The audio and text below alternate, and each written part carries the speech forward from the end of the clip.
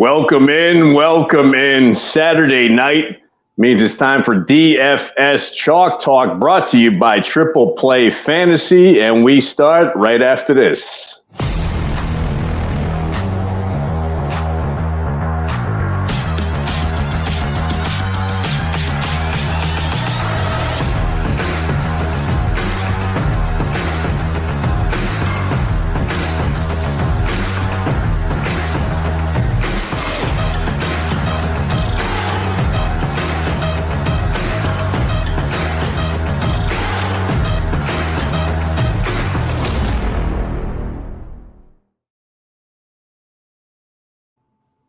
Thanks, everybody, for joining us. As always, it's time to get out of that kitchen and rattle those pots and pans. Before we get into all things DFS, a couple big news things. First, I'll get into why Mr. Ayarachi is not here tonight. His baby sister, Christina, got married today, so I guarantee they're not watching. If they are, that's just a bad wedding reception. But in any case, Christina, congratulations to you and Paul. All of us here wish you nothing but happiness for the future. On a bigger note, my man Mike, to my right, your left as you're looking at him on the screen. Even bigger news, my man, had an addition to the family earlier this week. Congrats, man. How's everybody doing? Doing good, man. Doing good. Mama's a trooper. Baby's healthy. Everything's going great. It's a lot of chaos, a lot of fun. I love this part of being a dad, man. New babies, it's awesome. That's great. Thank you so much, man. You get zero sleep, but it's fulfilling at the same time, apparently. I'm not a father myself, so I get plenty of sleep, but congrats to you, my man. So if you have not joined us before, like I said, we do all things DFS. Typically, we have Joe who takes things on the DraftKings side. Mike and I do FanDuel. So tonight we're just going to roll with FanDuel, and you guys can take it as is. If you've listened to us the last couple of weeks, Mike, we have basically hit it out of the park. We had McCaffrey last week, and before that, I couldn't even tell you, but we have really just kind of knocked it out of the park. If you did not take McCaffrey last week, then that's on you. So the week before that, we had Mostert. We've been that's right. Yeah, we've been catching. If you ride our lines, like especially if you ride all three lines, it's almost guaranteed that you're going to get 2 out of 3 on those. It's been really good this season. So yeah, keep up. Let's play. Let's do this thing. No doubt. And so we get into full lineups. We start with who we're typically paying up for the week, somebody who's at a higher salary but worth paying up. Mike, who you got this week as far as paying up for? So this week I've got, so they have to turn it around in Cincinnati, don't they? Like, this is a team that we know is playoff caliber. This is a team that we know is actually Super Bowl caliber, and all that they've done is make additions and pieces that should make this team better. So I just don't foresee that Joe Burrow is going to continue this line of these horrendous starts. I mean, the guy is averaging 8 fantasy points a game right now. That's insane, man. This guy is way better than that. He's saying that his calf is feeling better. I believe him. I have to believe him because I have to believe Cincinnati's going to climb out of this hole and become a playoff contender. So I got Jamar Chase at 8,700. I'm paying up for him because I feel like he's going to get fed, and I feel like he's going to hit the end zone this weekend. He's just overdue. They're overdue for a good game.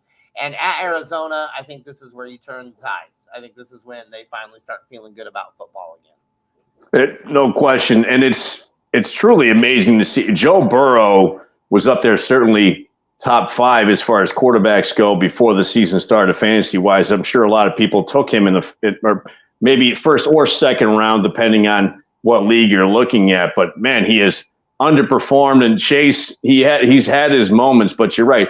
You got to think they're breaking out at some point. Arizona is probably the team to do that against, I would assume. Anybody else you paid up for?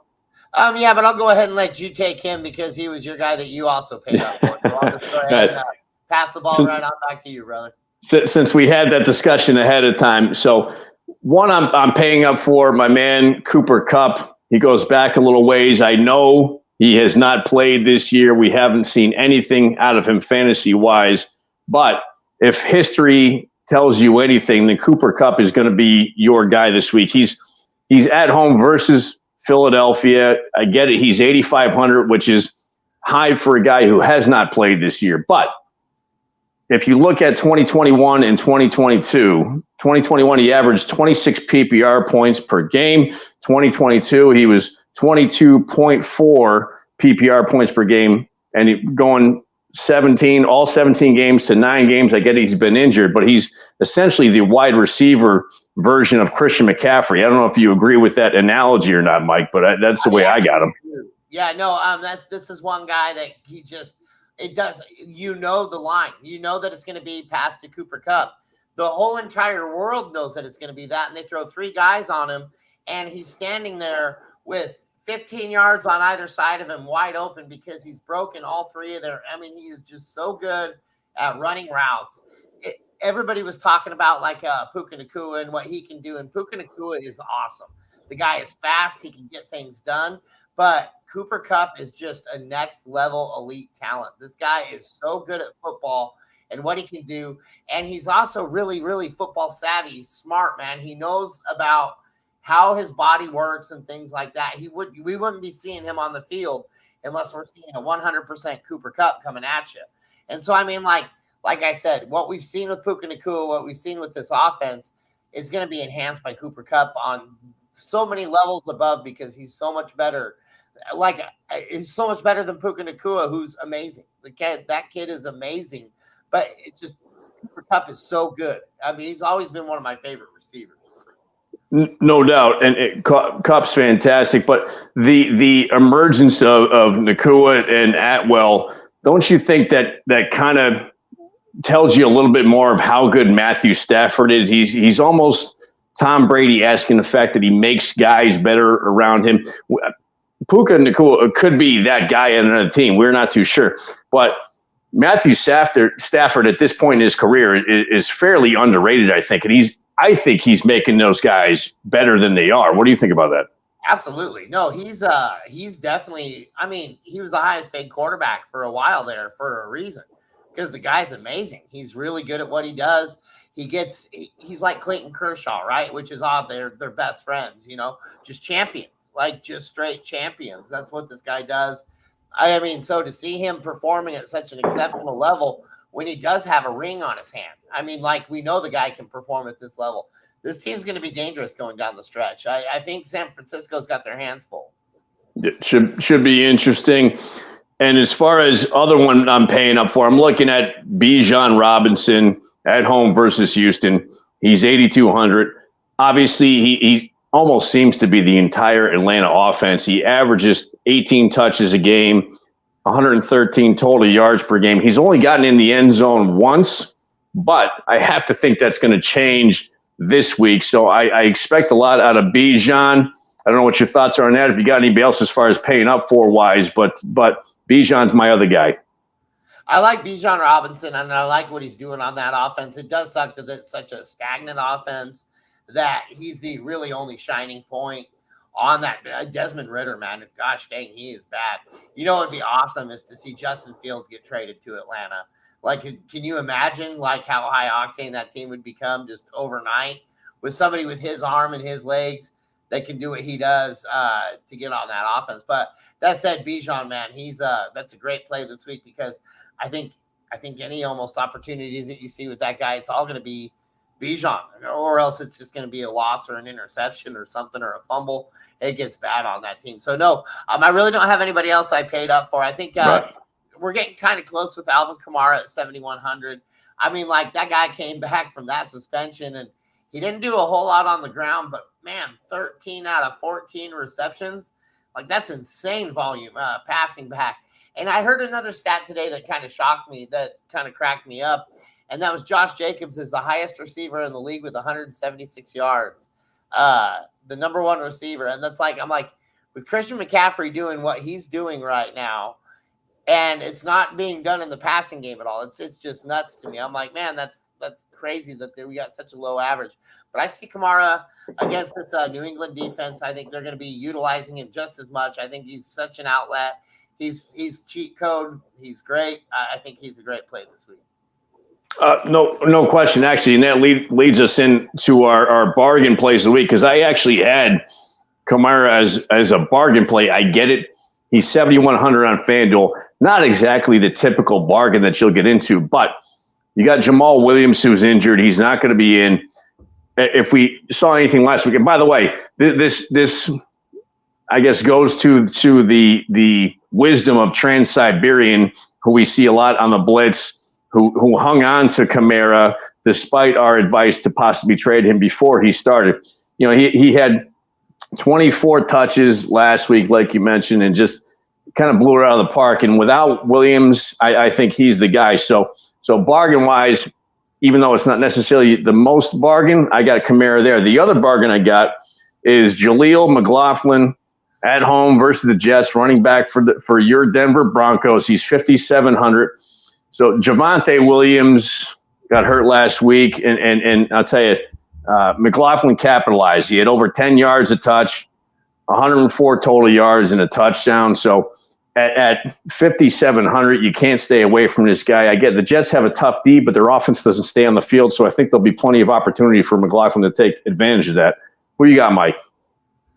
For my bargain bin, and it's funny you say that about Kamara, and just because Trans-Siberia plays standard. So I really wonder how good Kamara looked on a standard league last week, because the 13 receptions in the PPR is fantastic. But if you went for the 13 receptions for like the 42 yards that he actually got total, that's a big old 4.2 smiling at you right there. You probably weren't so happy playing Kamara in standard as you would have been in a PPR league for sure, man. And that sucks right there. I was just laughing about that in my head because I know our man over there in the Ukraine, he plays that standard. So another good bargain for me. And again, I mean, we're talking about 7,000, but Joe Burrow, man. Joe Burrow's, I can't stress it enough, man. I feel like this guy's got it in him. He is a champion. He has gotten there once. I think he's going to be able to get there again. I think this team has that caliber. I think we're going to see good old Joe Burrow tomorrow. And another guy that I'm banking in on there is Jameson Williams. Okay, so Jameson Williams has one catch for 47 yards and a touchdown. That's what he has. That's his NFL stats. So he's got to catch one pass, and he took it to the house. Now, is he going to take every catch he has to the house? Yes. That's what I'm telling you. No. He's not going to do that. But when we have Amon-Ra St. Brown as a questionable tag, we got Josh Reynolds with a questionable tag going into tomorrow's game. I really think Jameson Williams is going to have to come out there and perform. Now, that said, there is a chance that he gets coach scratched and he won't play tomorrow because he's not ready to get on this offense because he wasn't allowed to be a part of anything on this team due to the suspension that he had. So he wasn't. So he may still get scratched. If I don't go with Jameson Williams, I'm going to turn that into somebody like a Nick Westbrook Ickney, or whatever, however you pronounce it, Inkine. I guess that's how it is. Just because that guy's been really putting the ball in the end zone. He's been catching the ball a lot for touchdowns, averaging about 10 points per game, and he's right there at 5,500. But I'm going to hopefully be able to start Williams right there because, man, Jameson Williams is next level talent, and he might have that offense to himself. You're right. And actually, I believe Amon-Ra has been changed to doubtful, so I believe he's out as far as tomorrow is concerned from what I've seen. The only reason I say that is because I got him on my regular fantasy team, so that even bodes better for that pick. Hopefully that happens, and I guess we'll see what happens. From everything I read, he's out and Reynolds will be in. So we should see Reynolds. He ought to be a pretty solid play fantasy-wise, but Jameson Williams, like I said, he's next level talent, man. He's good. He's fast. We didn't get to see a whole lot of him last year because he was coming back from he would have been the 101 in that draft had he not torn his ACL. But I'm telling you, man, like we're gonna get to see that return of that. And just remember, Cooper Kupp had his ACL torn too, and he came back from that surgery. He had faster cut and better separation, and that's what they're saying on Jameson Williams as well. So I like it, man. I like it, and so. As far as full lineup is concerned, I'll kick us off as to who I'm going with because that's what we typically get into at this point. So QB, I'm starting off Matthew Stafford at home versus Philly. He's 6,800. To me, that's almost a bargain, especially with Cooper Kupp coming back and the other weapons that they have. So it should be interesting. Philly's defense is good, but it's not that great against the pass. Running back, I already brought him up. Jaleel McLaughlin at home versus the Jets, 5,700. And then we got Alvin Kamara at New England, 7,100. Wide receivers, I got Cooper Kupp, obviously at home again versus Philly, 8,500. Actually, this is a guy who I maybe should have brought up as far as a bargain is concerned. I got Jalen Waddle at home versus the Giants. He's 6,800. Tyreek Hill is the most expensive guy on FanDuel at 9,400. You got Jalen Waddle sitting there at 6,800. I have to think the guy's going to get some touches and possibly get into the end zone. So we'll see what happens there. The other wide receiver I got Michael Pittman Jr. He's the number one option in Indy. I get it. He didn't have a great week last week, but you can't get into that pitfall scenario where you base everything on what happened last week. The guy's a great receiver. He's the number one option in Indy, so he should be interesting at home versus Tennessee. He's only 6,600. Tight end, I'm going Darren Waller. He's at Miami, 6,100. It looks like they're going to get him involved a little bit more in the offense. The guy's a great talent. We've seen what he can do, so it should be interesting to see what happens there. Flex, I got Bijan Robinson. Already brought him up at home versus Houston, 8,200. And defense, I got the Jets at Denver. I started to do it to you, Mikey. I know that they're 4,200 against your Broncos, but I have to think they're going to put something up there. So who you got? For my full lineup this week, like I said, we're starting off with Joe Burrow, 7,000. I can't stress it enough. I think the guy turns it around. He is better than what we're seeing. I think we finally get to see that better this week. The next guy coming up, Breece Hall at Denver, 6,500. Dude, Breece Hall getting off his pitch count. I'm very excited to see what this guy does because I didn't even it looked like the way they were utilizing him, that he wasn't even really kind of on a pitch count. He seemed like he was being the number one featured back because I think Dalvin Cook's on that team, if I remember right. But if I look at the highlight scripts or anything like that, I haven't seen that at all. So give me some Breece Hall. I think he's going to be able to punish this Denver defense who's been allowing a lot of points to the running back.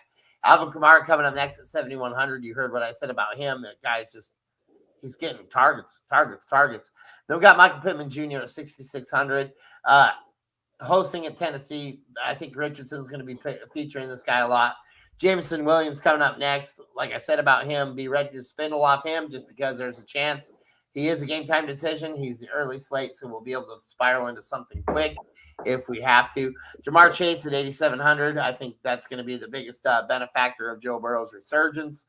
Zach Ertz hosting Cincinnati on the opposite side of that. I think he's going to be one of the featured guys on this team. He's getting targets. He's not getting a whole lot of volume with him, but you know what? I couldn't pay for Kelsey, and I couldn't pay for Andrews, so I'm going to have to take my 4 for 40 and hope he falls in the end zone one of those times. And then my defense is the Detroit Lions hosting Carolina. I think Carolina's been a team that you can just punish. They haven't looked very good. Detroit's been looking really good on defense as well. Sign me up. So I'm at 4,800. That's where I closed it out. I had 400 salary remaining. Like I said, in case I got to play off of Jameson Williams if they decide to bench him. Right on, man. I like it. And with that, that'll wrap it up for tonight's DFS Chalk Talk. We appreciate everybody checking in. And again, once again, congratulations to Christina and Paul for your marriage. Congratulations to you, Mikey, as far as the new little one. We'll let you get out of here and get some sleep. And as always, until next time, we've got you covered.